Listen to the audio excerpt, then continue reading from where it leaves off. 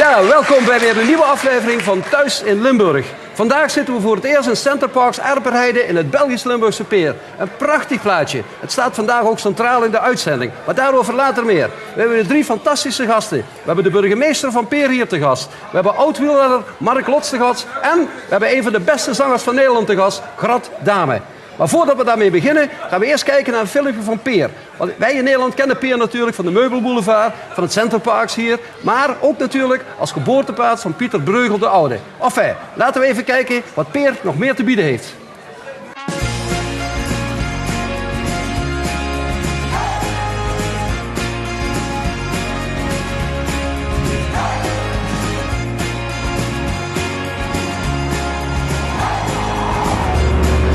Vandaag zijn we op bezoek in Belgisch Limburg, in Peer om precies te zijn. En Peer is een stad waar je heel veel van zijn natuur moet hebben. Het staat natuurlijk ook bekend om Erpenheide, Centerparks, waar veel Nederlanders heen gaan. Maar Peer heeft een heel andere belangrijk iets wat het heel erg definieert. En dat is namelijk deze man, Pieter Bruegel.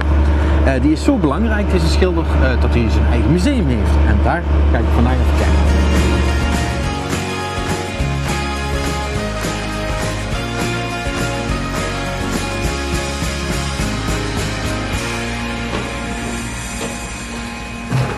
Dag Patrick. Hallo. Aangename kennismaking en welkom in ons Bruegel Museum. Bruegel is eigenlijk een hele belangrijke man geweest voor Peer, toch? Ja, Bruegel is zeker belangrijk geweest. Ja. Want ik heb een beetje onderzoek zitten doen en nu staat op het internet dat het nog helemaal niet zo zeker is of hij wel hier vandaan komt. Hoe zit dat? Nu, helemaal zeker zullen we nooit meer zijn, maar ik moet wel zeggen, we hebben heel veel bewijzen gevonden dat Bruegel heel waarschijnlijk in Groot-Bruegel geboren is. Nou, ik ben benieuwd. Laten we even kijken. Kom, we gaan even kijken.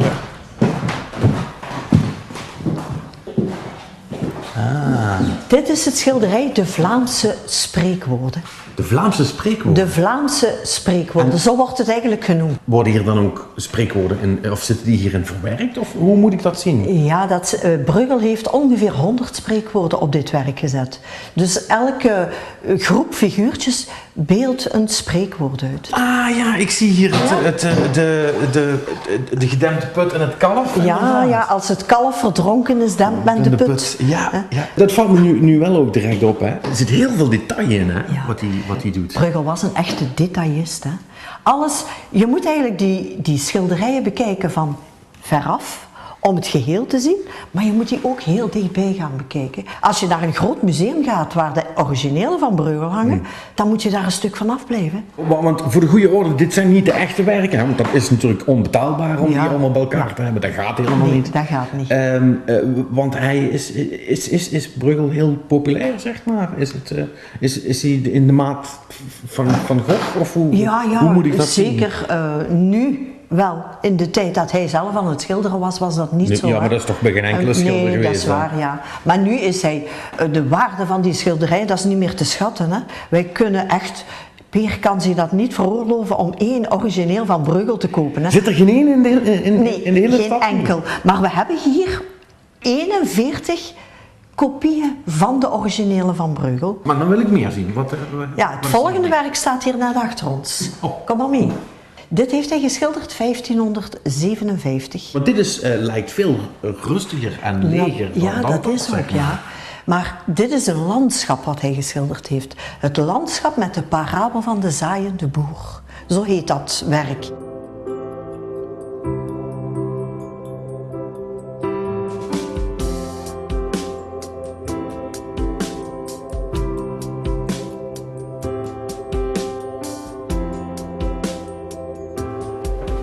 Deze is wel bekend, hè? Ja, die is heel bekend. Dat is een van zijn bekendste, hè? De Boerenbruiloft. De Boerenbruiloft. De Boerenbruiloft, ja. Je kunt dat zien. Mensen eten, drinken. Nu heb ik gehoord dat er zou iets niet kloppen met deze. Ja. Of daar is iets geks mee, Daar toch? zijn enkele dingen heel gek mee. Maar een van de dingen is dat er 3 voeten bij 1 man horen. Dat is er 1 te veel. En dat is er 1 te veel, ja. Maar we weten niet van wie dat die 3e voet is. Dat kunnen we niet achterhalen. Dat is onduidelijk. Dat is heel onduidelijk. Ook de bruidegom is weg uit het werk, hè. Want je mag kiezen, die hè, mevrouw, die vrouw met dat kroontje is, neem ik aan de... Dat is de bruid. De bruid. En ze glimlacht nog, dus dat zal niet heel ver zijn, lijkt me. Nee, maar Heeft hij je mag kiezen welke dat de bruidegom dan zal zijn. Hè? Ja. Counting on different ideas, drifting away. Past and present, they don't matter now. The future sorted out. Dit is de boerendans van Breugel. Maar de boerendans kun je hier binnen in het museum bekijken, maar je kan die ook buiten bekijken. Want we hebben een fietsroute. En een fietsroute met de boerendans. 25 kilometer, 8 reproducties van Breugel staan langs die fietsroute. En dat kun je dan... Dat wil ik dan wel zien. Ja, daar kunnen we gaan kijken. Dat wil ik wel even kijken. Watch them build up a material tower. I think it's not gonna stay anyway. I think it's overrated. For a minute though, I couldn't tell how to fall out. Hier aan de overkant van de weg vinden we de eerste schilderij van Pieter Bruegel op het fietsroutenetwerk. Hè. Oh ja. De fietsroute, de Bruegel-fietsroute, 25 kilometer en die start hier. Oké. Oh, hij staat hier ook op. Ja, hij staat daarop. 25 kilometer, 8 reproducties van Bruegel langs die fietsroute. Ja, dus het is een goed excuus om een rondje rond de buurt te maken. Hè? Natuurlijk, ja zeker. En je kan zelfs een fiets huren bij Toerisme Peer. But my head's still spinning.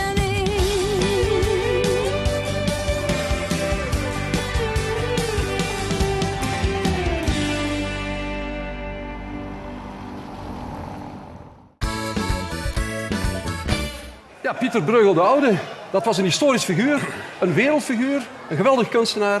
Maar vandaag ook een historisch figuur voor Peer althans zeker. Hier aan tafel zitten de burgemeester Theo Kelkemans.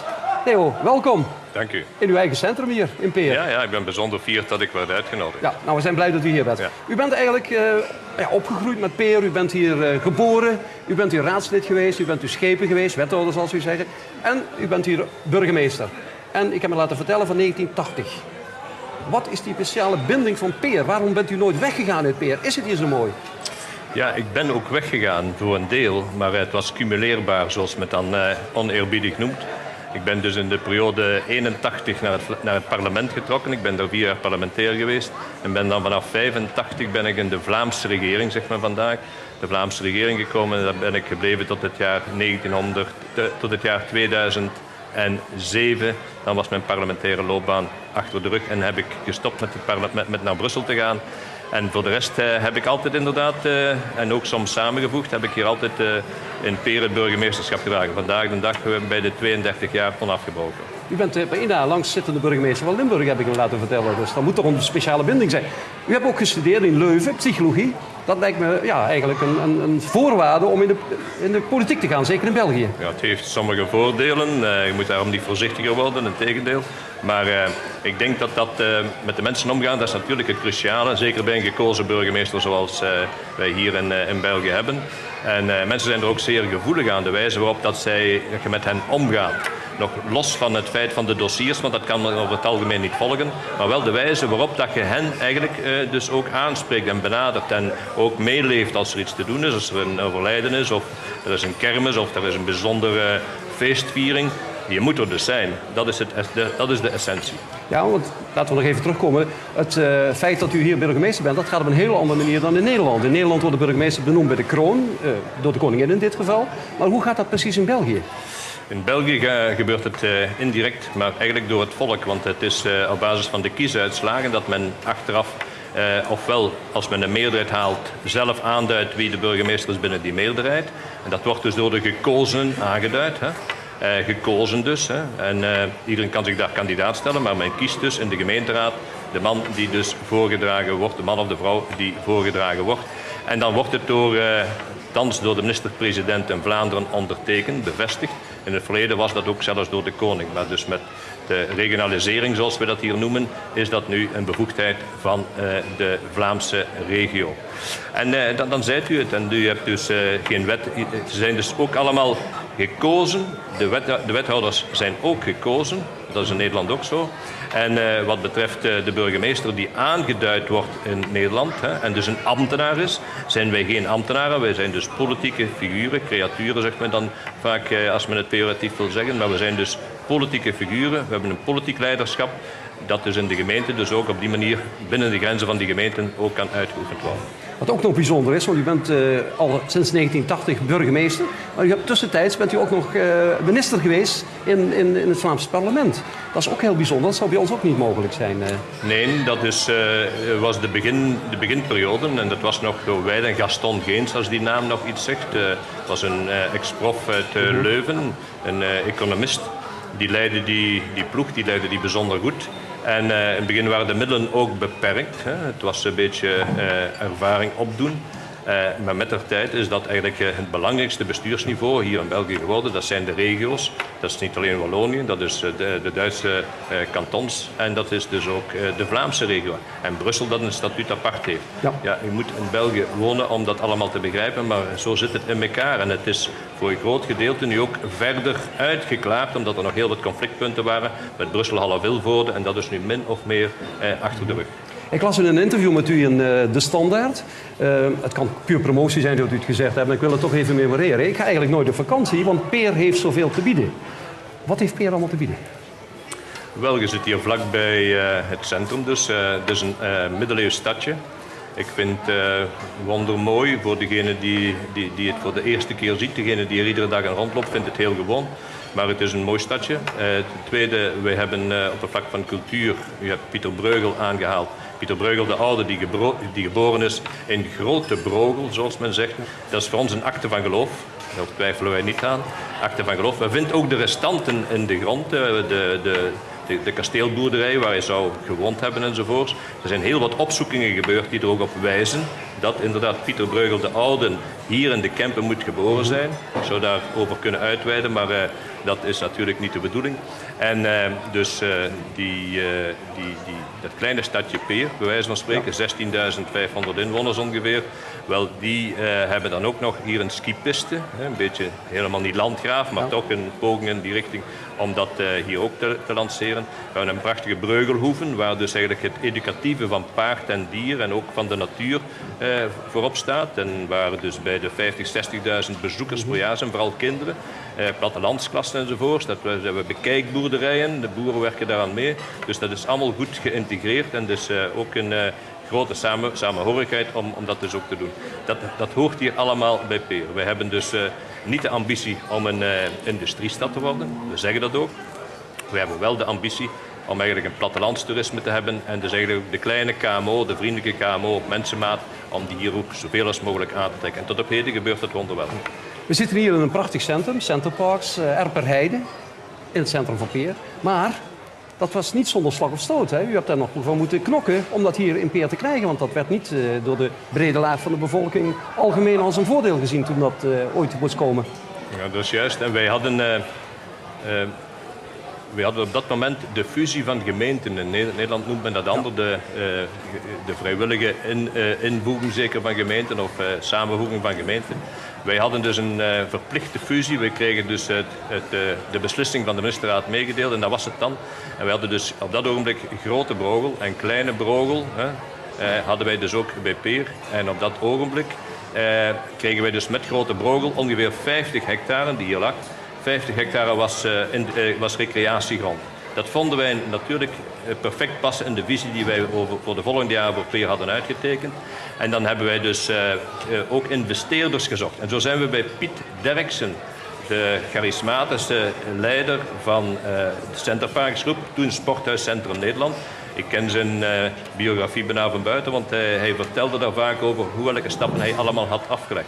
We hebben daar wondermooie momenten mee meegemaakt, maar het was een keiharde onderhandelaar. Ook met zijn staf, keiharde onderhandelaar. Hollander, hè? Hollander, ja. Maar dat was ook het probleem juist, hè, want de mensen van Peer vreesden de Hollanders op dat ogenblik. Er is veel veranderd sinds die tijd.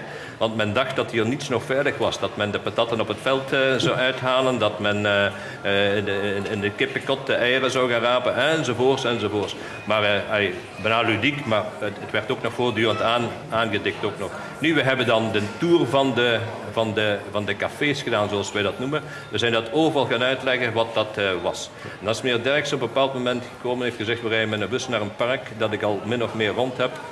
En we gaan daar eens kijken. Ook de hoge ambtenaren van stedenbouw enzovoorts. Alles zat erin en alles ging tegelijkertijd naar Ginder. En als we terugkwamen was iedereen overtuigd. En dat was dus het begin van en dus ook de start van wat achteraf Centerparks hier is geworden. Ja. Toerisme is heel belangrijk voor u, de dienstaanbod is heel belangrijk. Pieter de Breugel is al genoemd, maar u hebt nog een heel belangrijke figuur, Armand Prudhomme. Armand Prudhomme, een van de grote componisten van Vlaanderen, maar ook daarbuiten. Hè? Ja. Heeft u die ook nog een speciale aandacht gegeven binnen de stad? Wij hebben een monument van Armand Prudhomme. Prudhomme zijn vader, hij is de man van de vaderlandse liedjes. En hij heeft hele mooie melodieën geschreven. Hij heeft heel mooie kerstliederen, Susanina enzovoort. Zegt de mensen misschien iets. Dat heeft hij allemaal geschreven. En zijn vader was hier hoofdonderwijzer. En hij was onderwijzer. Hij heeft wel wat moeilijkheden gehad, omdat hij ook zeer Vlaamsgezind was. Heeft hij wat moeilijkheden gehad na de oorlog. Hij was daar niet bitter over, integendeel. Wij hebben hem ereburger van Peer gemaakt. Dat was bijna een provocatie aan al diegenen die in de tijd daar anders over gesproken hadden. Want dat was trouwens ten onrechte. Ja. Iedereen is het daar vandaag de dag over in. En hij bracht hulde aan de Dietse kroon en men interpreteerde dat is de Duitse kroon. Maar dat had er niks mee te maken. Dat is achteraf ook allemaal duidelijk geworden. Om toch maar te zeggen hoe die man in feite bijna slachtoffer werd van wat hij in feite, waar hij voor niks, maar dan ook niks tussen zat. Ja. En die Prudhomme was dus, heeft vandaag de dag een mooi museum, een klein museum waar alles bewaard is wat hij heeft. Hij heeft ook veel zelf geschonken. En onze ereburger kwam ook in die tijd regelmatig naar Peer. Hij is ondertussen, denk ik, een 20-tal jaren of langer is hij dood. Maar die kwam ieder jaar dus ook met veel tevredenheid terug naar zijn stadje Peer. Ja, u zegt net een museum, waar ik me ook over verbaasd heb. De Koninklijke Harmonie van Peer, die beschikt ook over een eigen museum. Ik heb nog nooit een harmonieorkest in Nederland gezien met een eigen museum. Hoe kan dat zo? Dat is het geroemde vrijwilligerswerk hier in dit stadje Peer. Daar gebeurt er heel veel wat gebaseerd is op vrijwilligerswerk. En onder andere dat museum is ook door de vrijwilligers van de Koninklijke Harmonie. Hier wordt je dus ook koninklijk als je 50 jaar bestaat. Ja. Wel, dus die Koninklijke Harmonie heeft dus een museum van heel haar verleden. Dat wordt door oud-muzikanten, maar ook door soms onderwijzers of mensen die zich daaraan interesseren, wordt dat allemaal netjes bij elkaar gebracht en wordt het ook telkens bijgehouden en wordt het ook telkens mooi verzorgd of een keer geschikt. En een grote prijs behaald op het Wereldmuziekconcours bij ons in Kerkrade. Onder leiding van de Nederlandse dirigent, Alex Schellers. Leeft dat verenigingsleven hier zo? Dat leeft hier enorm sterk. En dus met die Koninklijke Harmonie en ook met het jeugdorkest zijn we nog lang niet rond naar de verbazing. Ze zijn pas in Zurich geweest, hebben dat de eerste prijs, summa cum laude, opnieuw gehaald. En dus ook de dirigent Hissels heeft in de tijd ook merkwaardige prestaties geleverd, ook hier in de omgeving. Maar ook in de wijze waarop dat hij ook wat meer professionalisme nog heeft bijgebracht. Wat ik ook heel opmerkelijk vond, ik heb een interview gehoord, ook met u op Radio 1 ooit, dat Peer eigenlijk het heetste stadje van België was. Dat moet u me ook even uitleggen. Moet je niet verkeerd verstaan, zeg. Nee, maar daarom geef ik u alle vrijheid om het even uit te leggen. Dat is heel vriendelijk. Maar het heeft iets te maken met eerst en vooral de bodemtypes die we hebben. Het is Kleine Brogel. Kleine Brogel doet bestendig dag in dag uit doet dus meteo-studiewerk. Omdat het is daar waar de vliegbasis Kleine Brogel is. Waar dus ook, en daar lachen de mensen dan mee, die zeggen ja, dat zal wel zijn dat het warmste stadje van België is. Daar is ook de nucleaire, als ze er zijn, zegt men dan. Maar er is ook een akte van geloof dat er die ook zijn. Ik wil er daar niet over beginnen. Nee, maar dus het mag rustig gezegd. Ja. Niet dat ik die gezien heb, want ik vraag dan altijd, heb je ze ook wel gezien? Nee, hebben ze niet, maar iedereen zegt dat, dus zij zeggen dat ook. Maar dus daar zijn de metingen, praktisch bij iedere hoge temperatuur, dat zal nu tegen donderdag en vrijdag waarschijnlijk weer het geval zijn om zeggen de hoogste van gans België, Meteo Vlaanderen. Dat is ook een geweldige promotie natuurlijk, want dat kan in geen enkele plaats in Vlaanderen zijn. Schieten ze eigenlijk allemaal mee voorbij? Dat denk ik ook, ja. Wat ik ook in de standaard las, u bent een burgemeester die graag bij de voornaam wil aangesproken worden. En dat gebeurt hier in Peer ook. Ja. We hebben een burgemeester in Maastricht, Onne Hoens. Die wil dat net niet. Die wil nu aangesproken worden met burgemeester en met meneer Hoes. Want zij zou zijn autoriteit verliezen. U hebt daar blijkbaar geen last van. Ik denk ook niet dat het veel te maken heeft met autoriteit. Het is eigenlijk een soort zelfbeeld dat men wil hoog houden, maar dat pakt hier geen verf. De mensen zeggen allemaal, noem mij allemaal met de voornaam. En het is uitzonderlijk dat je een keer de burgemeester hoorde. Zo. Gewoonlijk is het dan dat men eens een keer naar de dag wil komen, dan wil men het wat beter omkaderen. Maar nee, dat is heel gewoon hier. En degene die anders doet, die zal het ook niet lang volhouden hier. Wat u ook gerealiseerd hebt in 1981, als ik me goed herinner, heeft u Peer weer de stadsrechten teruggegeven, wat ze vroeger ooit hadden. Hoe bent u daarin geslaagd? Wel, dat was omdat er een rage was bij een aantal burgemeesters, de middeleeuwse stadjes, en vooral diegenen die bij het prinsbisdom Luik ooit gehoord hebben. En die hadden toen de stadstitel, Napoleon heeft dat afgeschaft, en ze waren toch heel gevoelig aan die stadstitel. De mensen zeggen trouwens in Hamond, in Maastricht zeg ik bijna in Rekem, maar vooral dus ook in Dilze, Stockholm, in Borgloon en gaan we Tongeren. Mensen zeggen allemaal, ik ga naar de stad, ook al hadden ze die stadsrechten niet meer. En dus wij hebben op dat ogenblik, nadat Bree het voor zichzelf had opgelost en de stadstitel kreeg, hebben we gezegd, we gaan dat doen, maar we gaan het in groep doen. En dus we gaan die 13 Loonse steden van Limburg gaan we dus allemaal in dat wetsvoorstel gaan we mee opnemen. Dat heeft nogal wat tijd gehad eer dat we het goedgekeurd kregen. De minister van Binnenlandse Zaken in dat tijd, Notot, die zei, terwijl ik dat neerlegde, die zei dat hij niet akkoord was. En ik heb gezegd, dan dienen we onmiddellijk een wetsvoorstel in om de rest hier ook uit te stellen. En dus dan gaat het, je kunt een uitstel vragen. Zij hadden dus ook vragen om dat te doen. En dus uiteindelijk is het dan netjes... Dat argument was hij uiteraard zeer gevoelig. Ja, was hij zeer gevoelig aan. En is er een compromis. Heeft hij gezegd, ik ben akkoord als je het op die manier doet. En hij heeft dat ook gedaan. Chapeau voor de man die zijn woord gehouden heeft. Ja, daar zijn we natuurlijk allemaal blij mee. Wat we ook van u vernomen hebben, u bent ook een beetje een wilde burgemeester. In die zin, u doet dan deltavliegen, u doet dan mountainbiken. Ook niet echt gebruikelijk voor een burgemeester. Althans, zeker in Nederland niet, waar ze wat behoudender zijn. Ja. Beetje wilde burgemeester, mag ik dat zo stellen? Ja, ik zeg altijd tegen de mensen van Peer, ik ben heel voorzichtig boven Peer, want ik weet mijn vijanden wonen. Dus als je met een delta vliegt, dat is niks mooier als met een delta vliegen. En dat is, ik voel dat aan als zonder veel risico's. Ten tweede, fietsen, fysieke sporten heb ik altijd bijzonder graag gedaan. Ik doe het nog graag, ook al moet je wat beperkingen opleggen. Maar dus, en dat is ook iets wat in Peer heel sterk meeleeft. Fietsen, de wielrenners. We hebben een vrij goede gestructureerde wielrennersploeg. Hè? Ja. En dus ook een bestuur dat goed organiseert. Dus dat zit een klein beetje in de genen van degenen die er zitten. Want morgenavond, laten we niet vergeten, de Nacht van Peer. Dat is een van de belangrijkste tourcriteria van heel België. Hè? Dat is ook zo. En we zitten natuurlijk wat in concurrentie ook met anderen die dus dat... Manna ook hebben ontdekt, Lommel onder andere. Maar dus, wij zijn altijd de eerste na de Ronde van Frankrijk hier in het gebied. Marhezen werken wij veel mee samen op dat ogenblik. De Mares, de mijl van het Mares, of hoe noemt men dat daar? Ja. Hè? Doen we altijd aan mee. Maar wij hebben dus een hele combatieve ploeg die dat allemaal organiseert. En diegenen die woensdagavond dus naar die Nacht van Peer komen kijken, die zullen hun ogen niet geloven, want ik denk dat daar... niet alleen Peer, maar Meeuwige, heel de omliggende gemeenten komen daar allemaal netjes naartoe. En het is alleen maar om die renners te zien, dat is toch een van de zwaarste sporten die er is, dat men daarvoor komt. En als er morgen in Lommel dan nog één is, dan gaan ze daar nog een keer naartoe.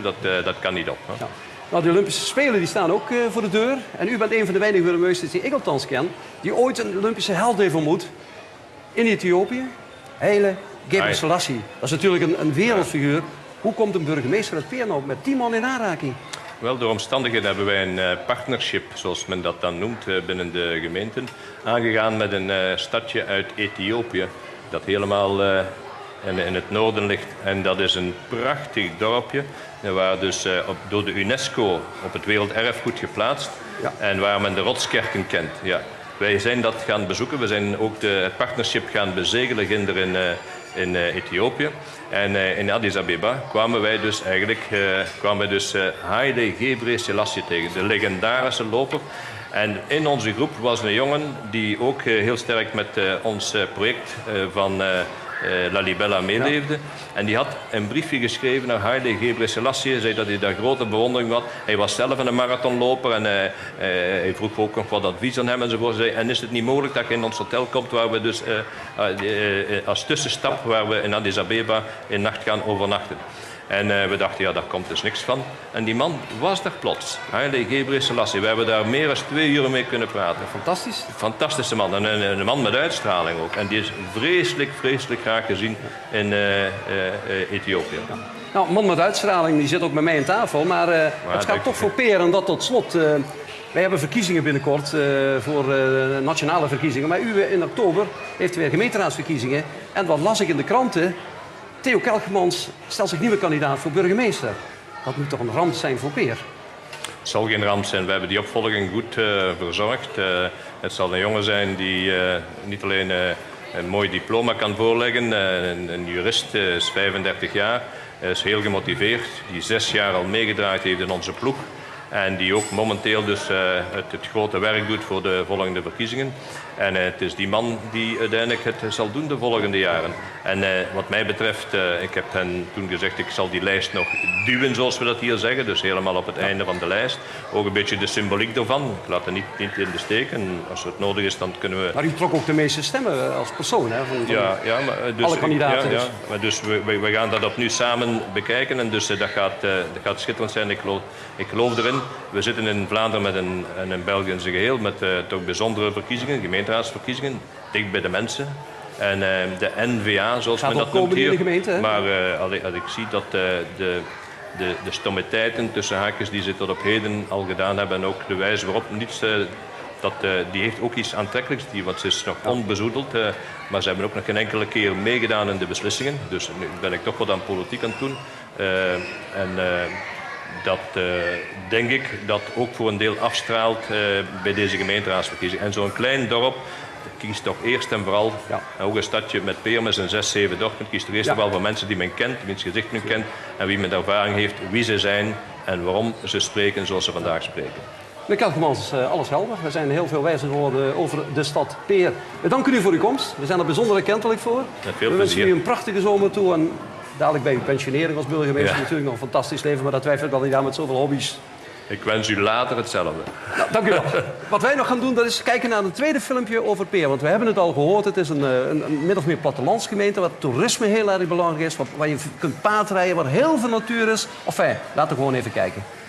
I'm going back to a time when we owned this town down Powdermill. Ik ben nu in Peer in de Breugelhoeve. Dat is een oude boerderij die is omgebouwd tot manege. En hier draait ook natuurlijk alles om natuur en paarden.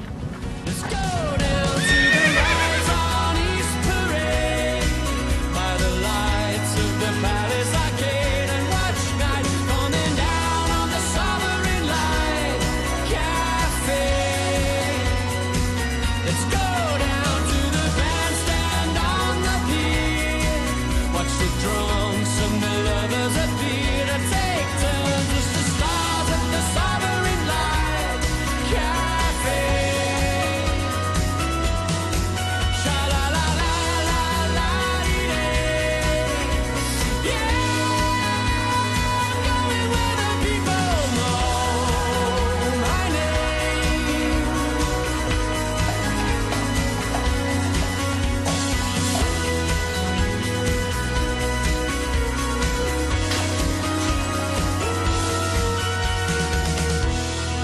Bij plattelandstoerisme is het natuurlijk belangrijk dat je een beetje dichter bij de natuur komt. En dat willen ze hier in Peer heel graag. Alleen is het dan wel ook handig dat je weet waar je naar aan het kijken bent. En daarom hebben ze eigenlijk speciaal voor kinderen de Bazaar Kastaar. Dat is een soort van leerexpositie. En dan kun je kijken wat is in de natuur.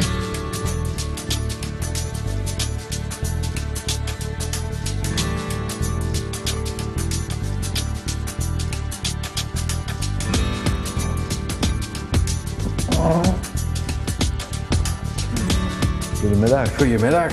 Een antwoord aan zoeken op al je vragen. Ja, zoiets, want daar is dit voor. Hè? Dit is een soort van leermuseum, of hoe moet je dit zien? Inderdaad, het is een educatief centrum. Ja. Speciaal uitgebouwd in functie van de jeugd van tegenwoordig. Om een beetje een kijk te geven op het landelijk leven en te leren. Want die weten er al niks meer van? Ik zeg niet van niks, maar toch niet veel. Als ik vraag aan mijn kleindochter van waar komen de aardappelen, dan zegt hij uit de kelder. Als ik vraag van waar komt de melk uit blik. Dus er is wel een noodzaak aan opbouw van dit verhaal.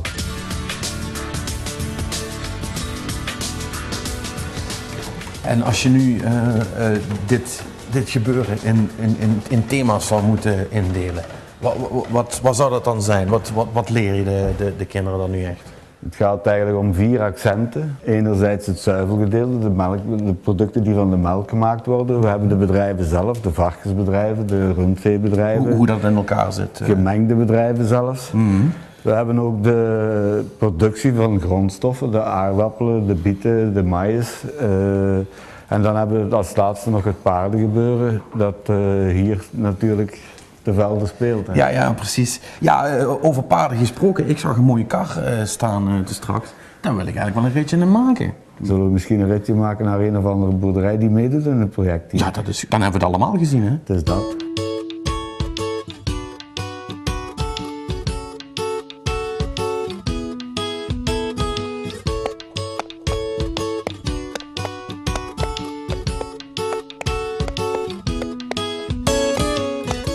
Nou Jo, het ritje is super gezellig, alleen ja, het weer dat speelt even niet mee, hè. Maar ja, dat is de natuur, hè, die heb je niet in de handen. Het is juist daarom dat we hier zijn, om de natuur te leren kennen en daar hoort regen bij. Hè. Ja, dat is toch wel een belangrijk onderdeel, hè. We komen nu net van de hoeve af. Die is begonnen als manege, hè. Hier de regio is enorm paardmindend. Ik heb ooit een bezoek gehad van iemand die vroeg of hier buiten paarden ook nog mensen woonden. Om maar aan te geven hoeveel paarden dat hier zijn in de streek. Merk je dat ook? Dat er ook steeds meer mensen aan deze kant uitkomen, juist daarom? Ik zeg niet dat er meer mensen deze kant uitkomen, maar het paardengebeuren is aan het evolueren. Het aantal individuele personen die paarden kunnen houden, dat neemt af. Maar de vraag om te kunnen paardrijden, die neemt toe. Dus hier komen we langs een hoeve waar de kinderen, als die op plattelandsklassen zijn, terecht kunnen om effectief een actieve boerderij te zien en een actieve boer bezig te zien. Ja, zoals wij nu ook op weg zijn, want wij gaan nog iets verder, hè? Wij gaan inderdaad naar Broekhof, dat is een gemengd bedrijf, waar dat zo dadelijk vergast worden op een groep kinderen die daar op kamp zijn. Ja.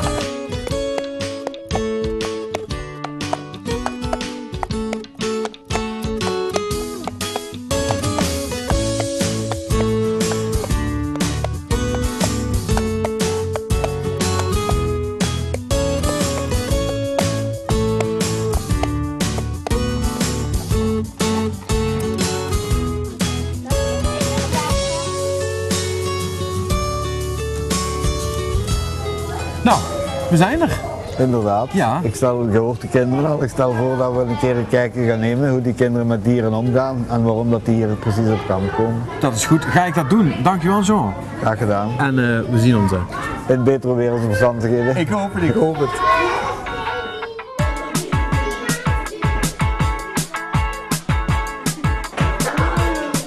Why do stars fall at night?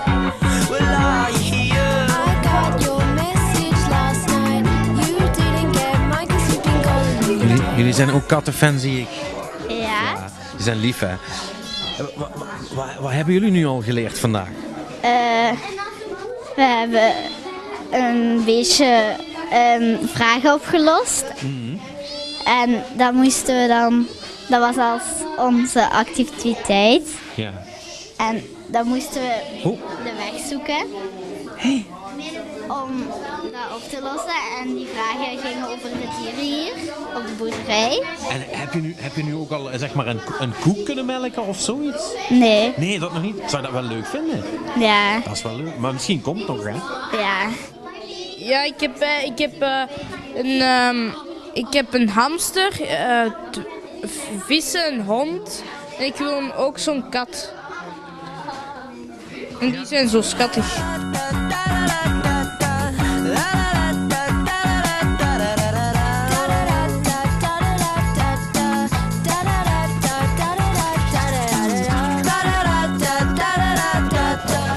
Is dit nu een speciale manier om ze te voeren? Nee, het is de kinderen leren hoe een koe eet, hoe ruw de tong is. Eigenlijk is dit de manier om kinderen met dieren leren om te gaan. Ja, want dit is jouw boerderij in principe, toch? Wij baten dit samen met mijn zoon, baten wij deze boerderij uit. Ja, en jullie hebben dus de hele tijd eigenlijk allemaal kinderen over de vloer. Om dus een beetje bewust te maken van hoe dat gaat. Is dat leuk of is dat ook handig? Handig moet je het niet noemen, maar wel heel leuk. Dus we hebben in de zomermaanden 4 weken kinderen op vakantie. Maar het ganse jaar door hebben we hier in Peer heel wat boerderijen die kinderen ontvangen. En het is de bedoeling dat zij leren enerzijds met dieren omgaan, maar dat ze leren waar de melk vanaf komt, waar het vlees vanaf komt, de biggetjes die geboren worden, hoe dat allemaal in zijn werk gaat.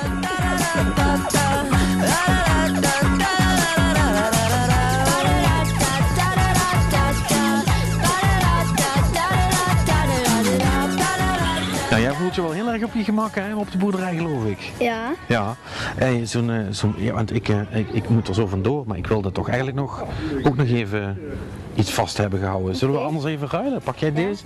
En dan pak ik gewoon zo. Ja. Hoi. Hoi. Hoi.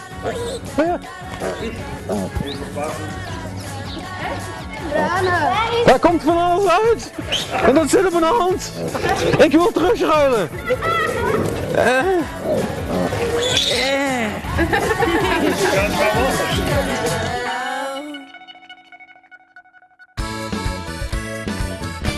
Ja, we hadden toch niet te veel gezegd. Een prachtig stadje hier in Peer. En we gaan verder met een prachtige zanger. Een van de grootste volkszangers die we in Nederland kennen. Niemand minder dan Grad Dame.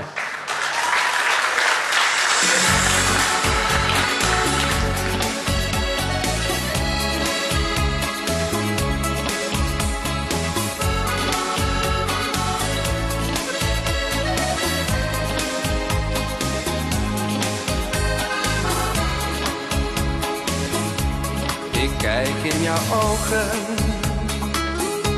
en speel met je haar. 12 in gedachten, ach bleef jij hier maar. Het stormt van binnen, mijn hart voert een strijd. Het is tegen die stilte en de eenzaamheid. Lach nog heel even naar mij, voordat jij me straks verlaat. Ik weet dat jij ook weer moet gaan en mij dan achterlaat. Ik neem je mee in mijn dromen, zij brengen mij dicht bij jou. Als je gaat, weet dan dat ik van je hou. Toelaat geen tranen om mij, dit afscheid doet mij ook pijn. Maar op een dag zul jij hier voorgoed bij me zijn. Liefde is de schuld en vraagt soms om geduld. Lach nog heel even, want jij bent mijn zonneschijn. Lach nog heel even naar mij, voordat jij me straks verlaat. Ik weet dat jij ook weer moet gaan en mij dan achterlaat. Ik neem je mee in mijn dromen, zij brengen mij dicht bij jou. Als je gaat, weet dan dat ik van je hou. Toelaat geen tranen om mij, dit afscheid doet mij ook pijn. Maar op een dag zul jij hier voorgoed bij me zijn. Liefde is de schuld en vraagt soms om geduld. Lach nog heel even, want jij bent mijn zonneschijn. Liefde is de schuld en vraagt soms om geduld. Lach nog heel even, want jij bent mijn zonneschijn.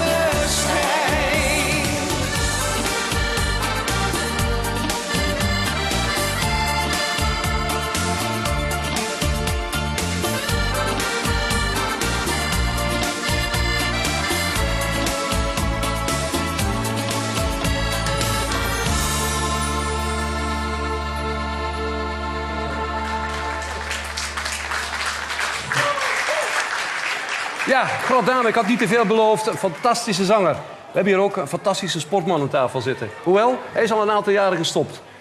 Welkom, Mark Lots. Mark, Goedemiddag. Tour de France net gedaan. Jij komt net van vakantie. Heb je de Tour de France nog gevolgd? Ja, ik heb de eerste week en de laatste week heb ik gezien.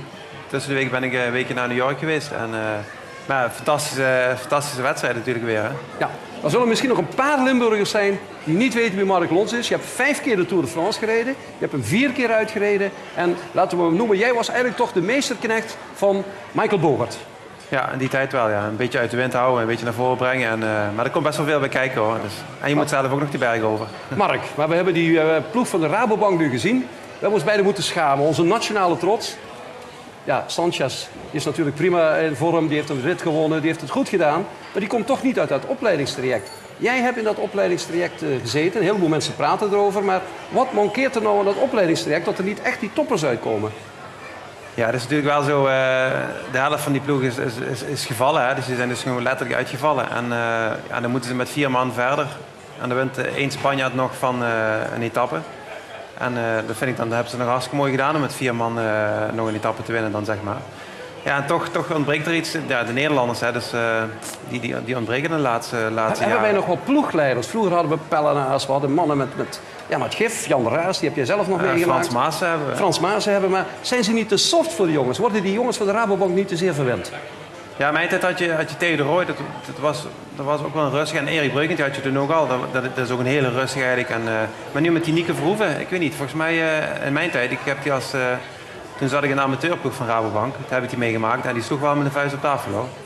Ja, dat deed toch niet hard genoeg, Mark, want er komt eigenlijk heel weinig uit. We zeggen nu, ja, ze zijn gevallen. Maar die laatste jaren hebben ze ook niet echt veel gepresenteerd. Ze hebben altijd renners ingekocht. Frère hebben ze ingekocht destijds. Maar de echte mensen die uit die ploeg zijn voorgekomen... Ik denk dat Michael Bogert de laatste is geweest. Ja, of het zo aan de ploegleiders ligt, ik weet het niet. Ik denk toch, dat als je wielrenner wordt, dat komt vanuit je eigen, vanuit jezelf. Je wilt zelf die etappe winnen.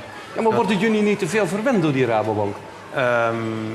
Ja, we waren natuurlijk wel verwend. We hadden trainingskampen gedaan, van alles. Maar dat moet natuurlijk van wielrennen. Hè. Je moet alles, je moet een mooie fietsen krijgen om te doen.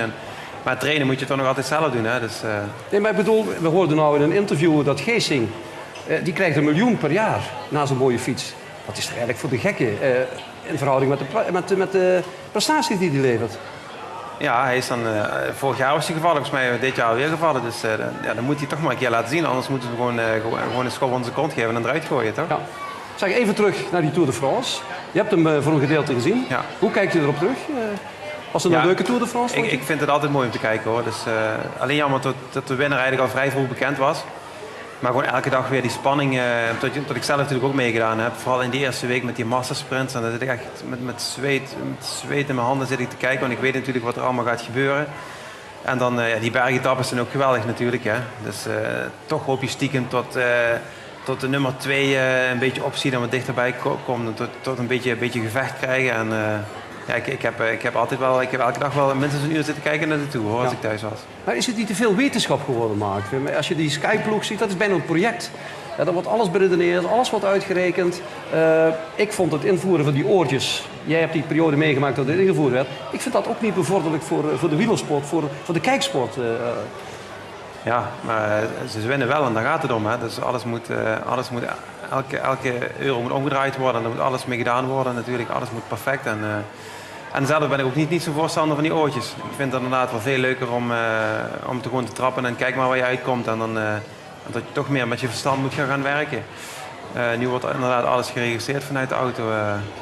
Ze zijn ermee bezig geloof ik om die oortjes af te schaffen. Ja, maar de vlaketappes die zijn voorspelbaar. Hè? Dan rijdt een kopgroepje vooruit, die geven ze 4-5 minuten. En op het einde wordt het toch weer een sprint. Inderdaad, ja. Het is toch eigenlijk niet mooi voor de kijksport, hè? Ja, alhoewel zo'n sprint is ook wel leuk om naar te kijken. Trouwens, wat me wel verbaasd, moet ik even kijken. We hadden het over die massaspurten. Ja.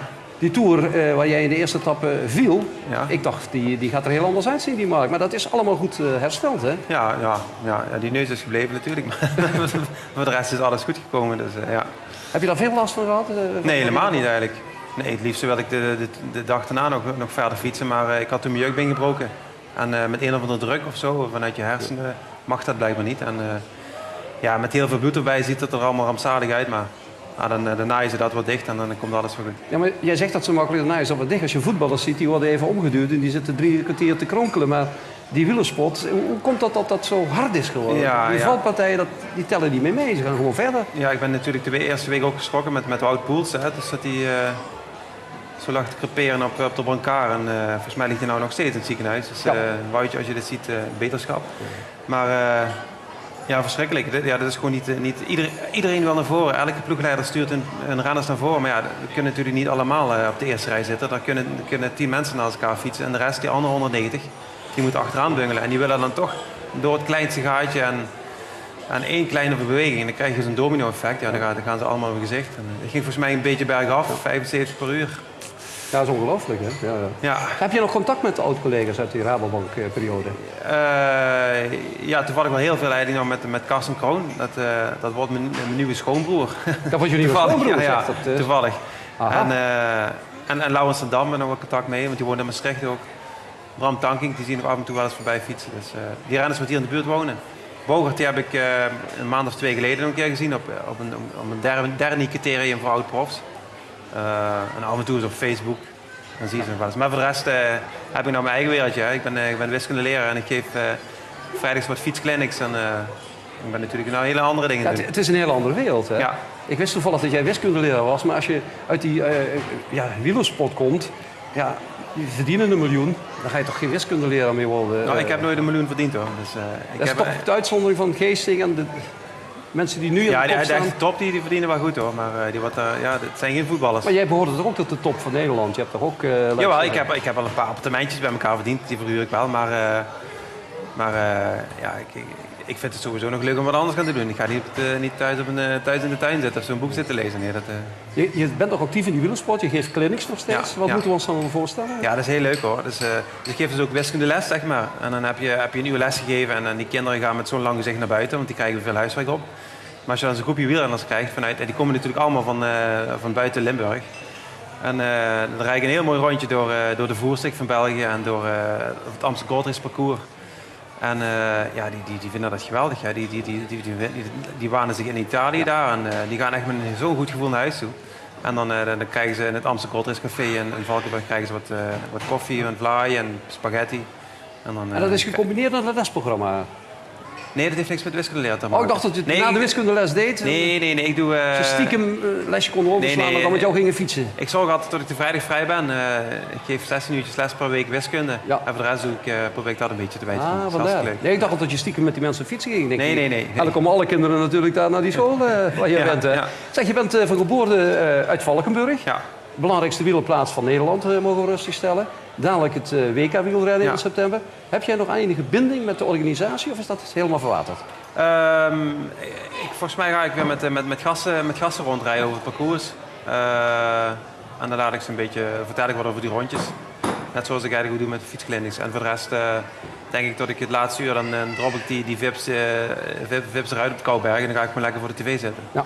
Zeg, de belangrijkste wedstrijd die nu staat aan te komen is natuurlijk op de Olympische Spelen in Londen. Ja. Iedereen tipt natuurlijk Cavendish. Ja, die is volgende week al hè? Ja, volgende week. Hoe denk jij erover? Ik ken het, daar hebben wij nog helemaal niet mee bezig gehouden, maar als Cavendish is natuurlijk heel goed in vorm. En die Sanchez hè. Dus als die nog trekt nog glippen op het laatste. Dus, dat zou de redding zijn voor de Rabobankploeg, denk ik. Ja, alhoewel dat is toch meer een landenwedstrijd, vind ik. Hè. Ja, maar ja, hij draagt hem toch dan in die Rabobankploeg, dus daar zal toch meer cachet van uitgaan. Denk ik. Ik denk dat die bankiers er niet rouwig om zouden zijn als zij zou winnen daar. Ja. Zeg dan het WK wielrennen, wat denk je daar? Wie zijn daar de kanshebbers? Voor Nederlands hoop ik dat Woutje Poels weer opgestaan is en dat hij weer een beetje kan fietsen. Maar ik denk dat we nog een jaartje mee moeten wachten. En voor de rest, we hebben een goede Terpstra natuurlijk. Ja. Die is ook wel gevallen, geloof ik, in Polen ergens. Dus misschien is die nog wel goed dadelijk in september. En voor de rest moeten we denk ik toch een beetje naar het buitenland kijken. Ja. Tom Bonen. Die komt hier ook vaak uit de buurt, geloof ik. Oud-collega van jou bij Quickstep, hè? Oud-collega, ja. Hoe vind je dat Quickstep het gedaan heeft? Want die waren toch ook, laat ik zeggen, heel goed voorseizoen. Gaan naar de Tour. Heel hoge verwachtingen, net eigenlijk als de Rabobank. Eigenlijk ook niet kunnen inlossen, hè? Ja, maar als je met Leipheimer naar de Tour gaat voor echt een hoge klassering... dat is wel lastig, denk ik. Jij hebt met Leipheimer nog gefietst? Ik heb met hem toen in het ziekenhuis gelegen in de Ronde van Frankrijk, toen de eerste etappe. Dus ik denk dat hij het meer van het voorjaar moet hebben met Bonen natuurlijk. En dat is toch een vreemde keuze dan voor Rabobank? Want toen hij van jullie was hij van Quickstep, maar ook van Rabobank in die tijd. Hij was toch als kopman werd hij gebracht, hè? Dat heeft hij toch niet kunnen waarmaken. Ja, het was altijd zeg maar de superknecht van Armstrong. Dus was hij beter kunnen blijven doen, denk ik. Ja. Wat ontbreekt er nou aan dat soort renners? Heb je nog bepaalde dingen waar je zegt van nou, dat hebben ze toch niet, zijn ze niet allround genoeg? Ja, dat heeft gewoon met talent te maken. En per slot van de rekening kan er maar eentje winnen. Hè? Dus we hebben nou die weekends, ik had het ook eigenlijk niet verwacht. Ik denk, Evans die Het was zal een wel... baanrenner in feite. ja, Evans, hè? ja, ja. En hoe kan het dan toch, wat doet Sky dan toch anders dan bijvoorbeeld de Rabobankploeg? Ja, Waarin dat- verschilt dat- het? dat weet Is je het puur het natuurlijk geld of is het ook... Dat weet je nooit, ik weet het niet hoor. Ik heb geen flauw idee. En die Froome, die nummer 2, ja, die hebben er 2 wat ertoe kunnen winnen. Dus als Rabobank slim is, kopen ze die Froome op. Ja. En dan kunnen ze volgend jaar misschien op het hoogste podium staan. En dan toch weer het drama rond Schlek. Ja. Je zou denken, ja, de wielersport is nu zo ver geëvolueerd, het komt niet meer voor. Verraste het jou? Ja, dat was mij wel verrassend, ja. Want zoals al het middel, dat kunnen ze zo opsporen. Dus ja, in mijn tijd was het natuurlijk, ja, dat was nog allemaal wel, dat kon je nog allemaal, na 5 dagen was het uit je bloed, was er niks meer aan de hand. Maar dit was echt zo opspoorbaar. Dus ja, ik vind het een raar verhaal in ieder geval. Dat is een heel rot voor hem. Ik vond het ook een hele mooie renner, hè. Een hele goede renner ook. En voor mijn gevoel goud eerlijk. Dus die zal wel geschrokken zijn, denk ik. Dat denk ik ook. Ja. Mark, tot slot, toch even de laatste tip voor dat WK. Want mensen gaan natuurlijk in al die cafés bij ons in Nederlands-Limburg gaan ze gokken. Ja, de meeste mensen die doen dat toch maar een beetje op hun gevoel. Even de vakman het woord. Wie wordt in Valkenburg de wereldkampioen? Ja, ik ga toch wel voor Tom Bonen. Tom Bonen? Ja. Dan houden we het erop. Mark, we danken je. Ja, alsjeblieft, geen probleem. Leuk. Goed, en wij gaan verder met de reclame.